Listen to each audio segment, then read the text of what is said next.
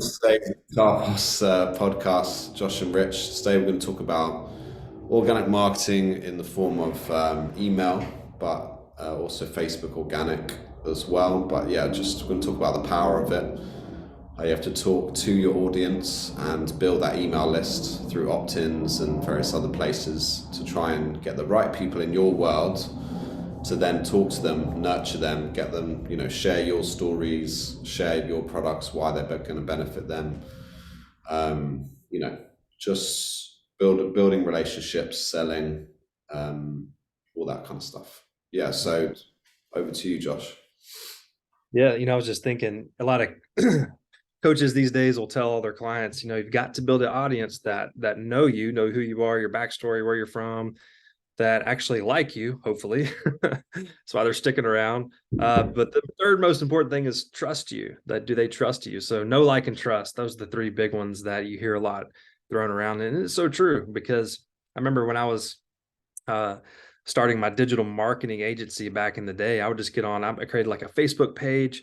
Man, I was posting all the time on there, trying to build some rapport. I would, keep it like 80% life and 20% business. I was like, hey, I'm a real human being. Here's my kid, pooping on the ground or something. No, I wouldn't do that. But, it's like real life happens, man. And this is like, Yeah. I'm just a dude like you, just, trying to offer some value. So yeah, you just be real with people. And I thought that was a good percentage wise to think about because I used to keep it like 80% business and then pepper in some things every now and then. But at the end of the day now, especially with Web3, transparency is just a big deal. And people have to know they trust you. Even with AI coming in the picture, they're like, well, is this a person or is this not? It's kind of hard to tell these days, So just being real, that's going to attract the most people. So back when the agency stuff, though, I would keep posting and posting and posting, which was great. And I, had some engagement, some interaction. But where I fell short was no call to action. It was just like I was just doing that just to try to build up some rapport, more or less. And but I wasn't really telling them or asking them or doing anything with that. And so it just became a drag. I was like, geez, I got to go in here and do this again. So anyway, the point being, um, what's at the bottom of the funnel? What's the purpose of all this, right? Usually it's to point them to a specific action, right? All funnels lead to a point. And so that's, you know, looking back later, that's what I learned. I was like, okay, well, I was doing a good job of engaging, but I was just doing a terrible job of actually asking people to do anything. I was just either too scared to ask or didn't know what I was asking or really didn't know what I was doing, that kind of thing. So, anyway, man, so when you go to organic, or more the organic marketing, which is what I've gotten a lot better at now, that's how I've built my whole studio up to 5K months, is literally just organic word of mouth, posting things. I really had the big shift in the framework was, okay, it's not just about me being a relatable person. Now it's about me building some trust with people, in order that I can help them and serve them to the best of my ability, right? And the way I do that as a guitar teacher is to take their students in here.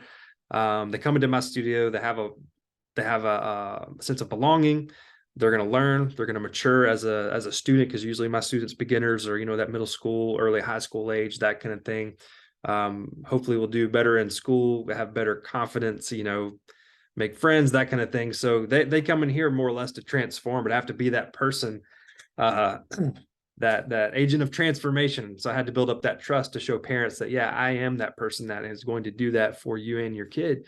And that just comes through organic, just being who you say you are and do what you're going to say you're going to do.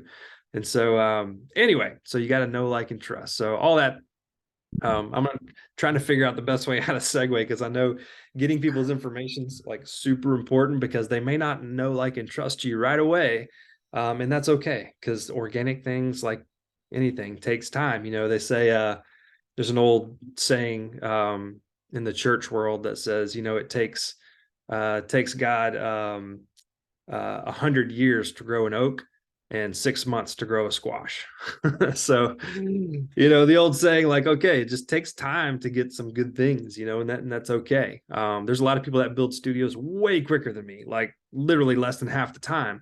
But I just went the other, opposite approach for mine. But anyway, everyone's different. So, Yeah. um, when students come on onboarding with me, I get their parents' contact information, and then the biggest asset from an exchange like that you can get is an email, because that email addresses change every now and then. Usually, I mean, emails can change too, but usually people, once they get that email, whether that's their junk email or whether that's their go-to mail, it's just too hard to swap everything else, right? So kind of the golden ticket is to get their name and their email, because that is a big asset, because whether they take lessons from you in the future or not, like, you can still stay in contact with them. There's still a way, there's an avenue of communication still with email. So that's why it's important. And that's how you relate to digital organic marketing or whatever. So anyway, man, yeah. So I just wrote down in my little notes here, ownership of email is a big thing. And I'll segue back to you, man, to talk about why that's kind of important. Yeah, I mean, a lot of the big gurus, they always say grow your email lists, and this was all the way back in, years ago. Since the email started, basically, it's an asset, it's a way of communicating with people, and ultimately, you're trying to get from someone's brain through their eyes, or if they're blind, through their ears, through some sort of communication. And if you're not there next to them on the other side of the world, then the only way you can do that is either if they magically find you through the keywords that we spoke about in the last episode, or if you drive them there through ads or whatever. But once you've got a bit of their information, obviously you don't want to just spam them a whole load of junk. You want to give them some valuable insights, but you also want to drive them towards whatever you're trying to sell, because ultimately we need money to live on, and blah, blah, blah. And you're going to do that through your communications. And obviously, once they buy your products, you're going to give them, as much value as you can for the price point that you're offering. But let's just say you build up your TikTok account, build up your YouTube channel to 100,000 subscribers. It takes you 3, 4, 5, 10 years, whatever it takes. And you're like, such a good point. Got so many subscribers, blah, blah, blah. But you have none of their contact information. Just one day, for whatever reason, something happens and your account gets shut down. Your ad revenue stops on YouTube. Your TikTok account is completely shut. Okay, this is rare. It's, if you're not doing anything dodgy, then it wouldn't happen. But you don't own the information that's been given to you. So, but if over those 10 years or 5 years or whatever, however long you've been building your email list, say like you had 100,000 emails that you're contacting. Now they say on average, you're going to get 50 cents to $1 per email that you have if you're, okay at selling through email. If you're communicating and you have a warm list, just like if you had a circle of friends and family, and you say, I've just started a new thing. I've got this booklet. Would you buy it for $3? Or I've just started a guitar business. Would you like some lessons? They already know, like, and trust you. They're going to say, yeah, I want to get some lessons, or I know my nephew or whoever, and they'll send people to you. So it's the same thing. You're trying to build that relationship. And if you've got ownership of the emails, just like the family example, you've got their address and their phone number, then you can contact them and you can say whatever you need to say. I've just released a new book. I've just done a new YouTube video. I've just set up a new course. I'm just got some new lesson slots, whatever it is.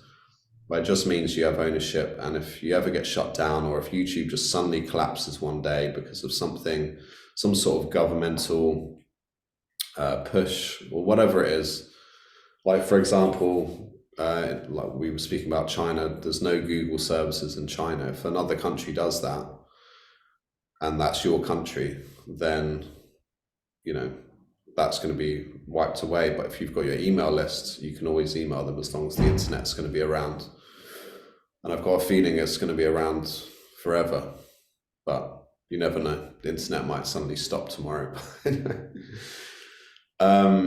So yeah, that's the power of it.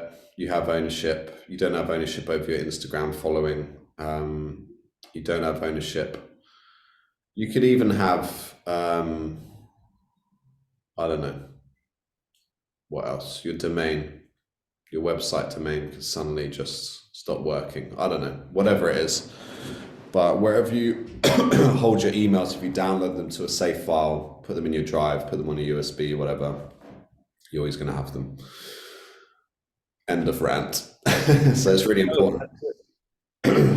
Now, following on from that,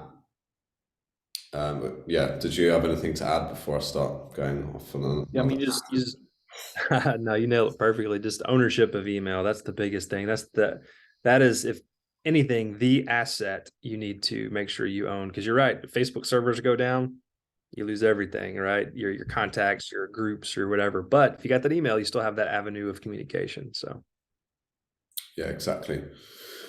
I've forgotten what I was going to say now. Something else. But anyway, whatever. profound, yeah. Yeah, it was so profound that I've forgotten.